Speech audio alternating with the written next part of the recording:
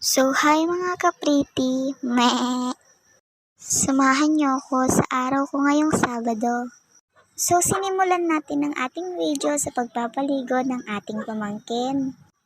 So, yan, tumatawa-tawa siya, sinasabunan na siya ng kanyang mami.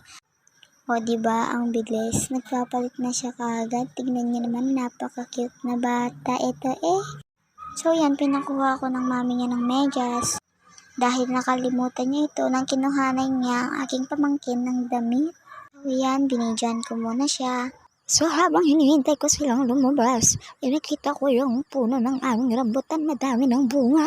At nakita ko naman yung mga manok. Inaway pa nga ako ng pamangkin ko. So yan, nasa labas na nga kami habang dinuduyan kong aking pamangkin ay buhos pa rin ang ulan ng napakalakas. So yan, pumunta ako sa likod upang tignan ang baha. Tignan nyo naman umaapaw dahil hindi na tumitigil ang ulan dito sa amin. So yan, habang nag-iisip ako ng susunod kong content, tignan nyo naman yung pinsan ko. Nakita ko na naglalakad doon sa may daanan namin na putikan.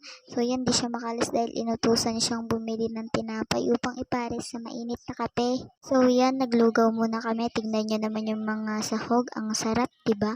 May pa-adobo pa at ang daming lugaw. Patimpla din palang aking mama ng kape sa akin upang yung biniling tinapay ay ipapares doon sa mainit na kape.